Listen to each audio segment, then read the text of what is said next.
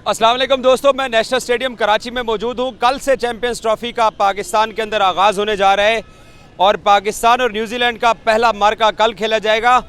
ये मुकाबला जो पाकिस्तान न्यूजीलैंड का है ये बड़ा अहम है पाकिस्तान के लिए। अगर पाकिस्तान इस मुकाबले में कामयाबी हासिल करता है तो आपके सेमीफाइनल में पहुँचने के जो इम्कानात हैं वो बड़े रोशन रहेंगे। और खुदा न खास्ता अगर ये मैच पाकिस्तान के हाथ से निकल जाता है तो फिर आप डू एंड डाई की सिचुएशन पे चले जाएंगे अपने दोनों मैचेस के लिए। पाकिस्तान के कप्तान मोहम्मद रिजवान ने अब से थोड़ी देर पहले नेशनल स्टेडियम में प्रेस कॉन्फ्रेंस की है और उनसे ये तस्दीक की गई कि क्या पाकिस्तान की जो ओपनिंग जोड़ी है उसको तब्दील करके बाबर आजम को नंबर 3 पे खिलाने जा रहे हैं। आपको मालूम है ना कि हम पाकिस्तानी क्या करते हैं, हम जो एक बार कह देते हैं फिर हम उसी के ऊपर रहते हैं। तो रिजवान साहब कहते हैं कि क्योंकि बाबर आजम कहते हैं वो डिस्कशन ज़रूर हुई है कि हमें बाबर आजम को नंबर 3 के ऊपर जाना चाहिए, लेकिन वो टेक्निकली बहुत अच्छे बल्लेबाज हैं और फिर पाकिस्तान की अपनी कंडीशन के अंदर हो रही चैंपियंस ट्रॉफी हो रही है। उन्होंने कहा है कि आगे न्यूजीलैंड का जब पाकिस्तान ने टूर करना है तो शायद तब जो है वो हम ओपनर चेंज कर लेंगे, लेकिन फ़िलहाल हमने ये डिसाइड किया है कि बाबर आजम के ऊपर ही हमें इन्हिसार करना चाहिए बतौर ओपनर, और नंबर 3 की जो पोजीशन है उसके लिए अब फैसला होगा कि क्या कामरान गुलाम खेलते हैं या सऊद शकील खेलते हैं। प्रॉब्ली सऊद शकील ही खेल सकते हैं। कामरान गुलाम का स्पिन बॉलिंग का ऑप्शन है, उनको भी स्क्वाड प्लेइंग 11 के अंदर शामिल किया जा सकता है। उस्मान खान को ओपनर खिलाने के हवाले से कल डिस्कशन हुई और तकरीबन इनकी आपस में ये डिस्कशन हुई, इन्होंने इस नतीजे पर पहुँचे। लेकिन बाद में फिर हम क्योंकि जिस पैटर्न के ऊपर जाते हैं, हम बेसिकली क्या कर रहे हैं इस चैंपियंस ट्रॉफी के अंदर, हम प्ले टू सेव खेल रहे हैं कि यार हमें सेव करना है, हम फायर विद फायर नहीं खेल रहे हैं। इसी बुनियाद के ऊपर बाबर आजम जिसके तकरीबन 6000 रन नंबर 3 की पोजीशन के ऊपर हैं, एक तो हमने पहले रेगुलर ओपनर को सिलेक्ट नहीं किया, अब उस बंदे को हमने उसकी ओपनिंग स्लॉट से हटा, 1 डाउन की स्लॉट से हटा के उसको हम ज़बरदस्ती ओपनर बनाने की कोशिश कर रहे हैं। और एक बार ये डिसाइड भी हुआ, लेकिन फिर अब दोबारा पाकिस्तान वापस उसी अपने पुराने प्लान के ऊपर चला गया है। यानी जो चैंपियंस ट्रॉफी से पहले ट्राई नेशन सीरीज़ के अंदर पाकिस्तान को नाकामी हुई, पाकिस्तान और बाबर आजम दोनों कुछ नहीं कर सके, हम वापस उसी के ऊपर चले गए हैं। इसको अब तसलसल कह सकते हो, हमारी ज़िद कह सकते हो, या हम सबसे बेहतर हैं, बेहतर सोचते हैं ये कह सकते हैं, या आप ये सोच सकते हो कि कामरान गुलाम जो है या सऊद शकील, इन दोनों में से एक खेलेगा। कामी के पास लेफ्टी एडवांटेज है। तो आप उस वक्त जब सिलेक्शन हुई थी, मैंने आपको कहा था कि भाई आपके पास जेन्युइन ओपनर नहीं है, आप बाबर आजम के साथ जाएंगे आप फेल हो जाएंगे। तब तो आप कह रहे थे नहीं यार ये आकिब जावेद बड़ा इंटेलिजेंट आदमी है, इसने जो सिलेक्शन की है बड़ी जबरदस्त की है। पहले दिन से तनकीद कर रहा हूँ। नहीं, आप पहले दिन आप इधर तनकीद कर रहे होंगे, आप जब उधर बैठे हुए थे आपने ये बात कही है। कहाँ बैठा हुआ था? आप वो मेरे साथ जो बैठे हुए थे, आप भूल गए वो? मैं वो टेबल भी याद करूँ कि कौन सा टेबल नंबर था, कौन सा होटल था वो, आपने ये बात कही। मैं और आप कि आकिब जावेद चैंपियंस ट्रॉफी से पहले मिले नहीं है। यही तो बात है ना, आपको चीजें याद नहीं रहती ना। आप परसों ये भी कह रहे थे कि मोहसिन नकवी साहब ने $4000 का एक बॉक्स जो यूए गवर्नमेंट को फरोख्त कर दिया, पैसे लेके वो छोटे से बॉक्स में बैठ के देखेंगे। $4 लाख का क्रिकेट बोर्ड की तरफ से ये फिगर्स आए हैं। तो आप हमारा काम रिपोर्ट करना है। आप रिपोर्ट करें ना फिर। जो चैंपियन ट्रॉफी के लिए टीम सिलेक्शन हो गई है माशाल्लाह, कितनी जबरदस्त है। तो मैं डे वन आप रो क्यों रहे हैं आज के आज कुप्ता? आज जब टीमें बाकी टीमों के एक साल पहले प्लान थे, भाई सुफियान, मेरी बात सुन लेना, लोगों ने जाके चैंपियंस ट्रॉफी के लिए, मैं तारुफ करा दूं औरंगजेब साहब। मुझे लोग जानते हैं, आप तारुफ ना कराएं, मैं किसी तारुफ का मोहताज नहीं हूँ। जब लोग एक साल पहले चैंपियंस ट्रॉफी को सामने रखते हुए ये तैयारी कर रहे थे, उस वक्त हम कैरी कर रहे थे इरफान खान नियाजी को जी। अब इरफान खान नियाजी को आपने बैठा के ये खुशदिल को आप कहाँ से लेके आए? आपने एक लफ्ज भी बोला इस पे? राना फहीम अशरफ साहब कहाँ से उड़ के आ गए? सिर्फ एक लफ्ज बोला। अब जब यहाँ पे आ गए, स्पोर्ट्स नहीं देखते हैं। मैं सबसे ज्यादा बीबीएस स्पोर्ट में आर स्पोर्ट्स पे ज्यादा होता हूँ। मैं सबसे ज्यादा नाकिद हूँ जो हमने यार इसमें हम कितने काले आ रहे हैं। जो हमने अपनी वनडे की जो हमने साइड बनानी थी वो हमें कल भी यकीन नहीं है कि कामरान गुलाम खेलेगा या सऊद खेलेगा, हमें कुछ पता नहीं है। खुशदिल शाह खेलेगा या कौन खेलेगा। सऊद के चांसेस हैं, सऊद डिजर्व भी करता है, उसको मौका भी मिलना चाहिए, लेकिन लेफ्ट आर्म स्पिनर का एक ऑप्शन हमने बरकरार रखना है। हमने ये जो टीम विनिंग टीम तोड़ के कि भाई वो अफ्रीका ऑस्ट्रेलिया की कंडीशन थी, ये पाकिस्तान की लोकल कंडीशन है। कौन सी दुनिया की ऐसी टीम है जो नॉन रेगुलर ओपनर के साथ जाती है? कौन सी ऐसी टीम है मुझे आप बताएं जिनका नंबर 1 बल्लेबाज जिसके 6000 रन हैं नंबर 3 के ऊपर, आप उसको ओपनर बनाने का तजर्बा कर रहे हो और आप चैंपियंस ट्रॉफी के अगले 5 मैचेस के अंदर भी आप उसी चीज के साथ जा रहे हो।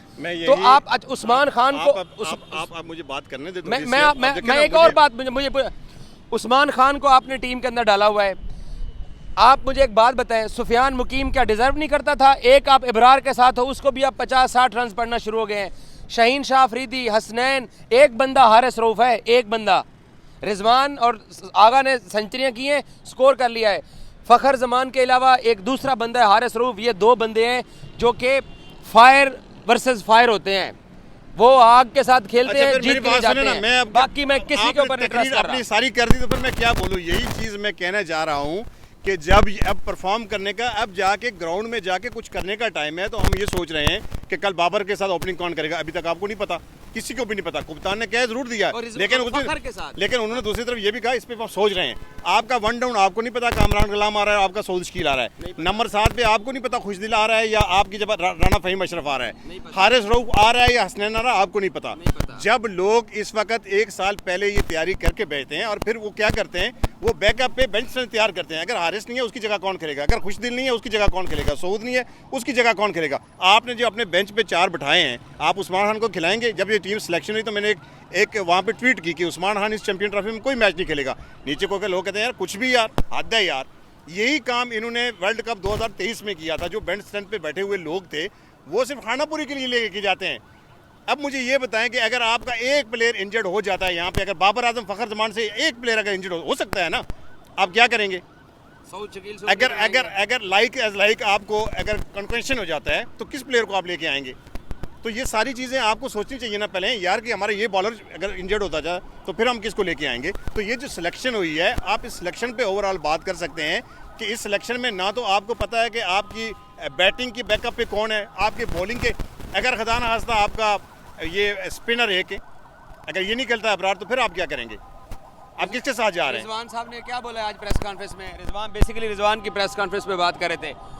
वो कहते हैं कि जनाब मुझे बताने की जरूरत नहीं है, आपके सामने मेरी टीम है कि मेरी टीम क्या कर रही है। आपकी टीम अल्लाह करे इस टीम के बारे में सिर्फ हम दुआ कर सकते हैं, अल्लाह करे। मैं आपको थोड़ी सी एक मिसाल दे देता हूँ यार। कल ये पाकिस्तान ये चैंपियन ट्रॉफी का होस्ट है। आपने कल शाहीन्स की टीम में, ये इधर नहीं कहना चाहता था मैं, RR स्पॉट्स पे बताना चाहता, लेकिन इधर बता दूँ। आपने शाहीन्स की टीम भेजी है दुबई में, आपने 11 प्लेयर भेजे हैं। आपको पता है 11 प्लेयर गए थे, एक प्लेयर इंजर्ड हो गया और वो इंजर्ड हो गया था। अजान ओवैस को, वो आपका जो राइटी है वो फास्ट बॉलर है आपका, उसकी बॉल लगी और वो इंजर्ड, इतनी उसकी स्वेलिंग थी, वो ठीक से चल नहीं पा रहा था। आप मुझे बताएं, वो गया है ग्राउंड में, उसने गुजारा तो किया है, वो इसी वजह से बेचारा इतना स्कोर नहीं कर सका। आप मुझे बताएं अगर वो ग्राउंड में ना जा सकता, आपका 11वां फील्डर कौन होता जो फील्डिंग करता? तो ये प्लानिंग है इनकी यार। ये देखो आकिब जावेद साहब का मैं अक्सर ये बात करता हूँ क्योंकि उनका सिक्का चल पड़ा। मेरे बॉस बहुत गुस्से में देख रहे हैं, बहुत ज़्यादा टाइम ले लिया मैंने। आकिब जावेद साहब का क्योंकि सिक्का चल पड़ा है, तो वो जो कर रहे हैं, पाकिस्तान क्रिकेट के तमाम जो फैंस हैं या जो लोग हैं, हम सब ये कहते हैं कि यार वो परफेक्ट कर रहे हैं, वो ठीक कर रहे हैं। बहरहाल रिजवान साहब प्रेस कॉन्फ्रेंस के अंदर कॉन्फिडेंट ज़रूर दिखाई दिए हैं। एक कप्तान को कॉन्फिडेंट होना चाहिए और एक कप्तान को अपनी टीम को डिफेंड करना चाहिए।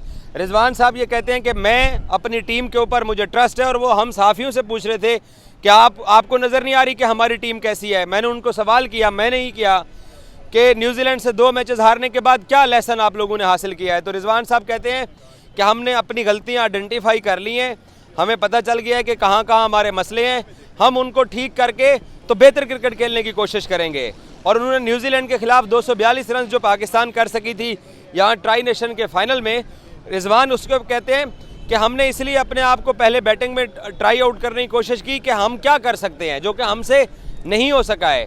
तो औरंगज़ेब बिल्कुल दुरुस्त बात कर रहे थे कि सर के ऊपर टूर्नामेंट है, कल टूर्नामेंट स्टार्ट होने जा रहे हैं, अभी भी 3 से 4 ऐसी पोजीशंस हैं जिसका हमें नहीं पता, और कोई पाकिस्तान टीम के अंदर इंजरीज भी नहीं चल रही हैं, कोई पाकिस्तानी टीम के अंदर कोई प्लेयर स्ट्रेचर के ऊपर नहीं लेटे हुए हैं। ऑस्ट्रेलिया के 5 प्लेयर्स में से चलो एक ने पुल आउट किया, एक ने रिटायरमेंट लिया है, उनकी 3 इंजरीज हैं। तो दुनिया की बाकी टीमें इंजरीज के मसाइल की वजह से 2-4 होती हैं, हम अपने डिसीजंस की वजह से 2-4 होते हैं। इसलिए कप्तान जो है वो पुरएतमाद ज़रूर दिखाई दिए हैं। पाकिस्तानी टीम अंदर ट्रेनिंग कर रही है और मुझे यकीन है कि इन्होंने यकीनन अपनी गलतियों से सबक ज़रूर सीखा होगा। और अगर आपने नहीं सीखा, अगर आप न्यूजीलैंड को कल यहाँ हराने में कामयाब नहीं होते हैं, और एक ही सूरत में आप हरा सकते हैं, आपको अग्रेसिव खेलना पड़ेगा। अग्रेसिव, वो जो लंबा खींच के जाने वाला चक्कर है ना, वो चक्कर बहुत महंगा पड़ता है हमें, और हम अभी भी उसी चक्कर में हैं। हमें ये चक्कर बदलना पड़ेगा। Thank you so much.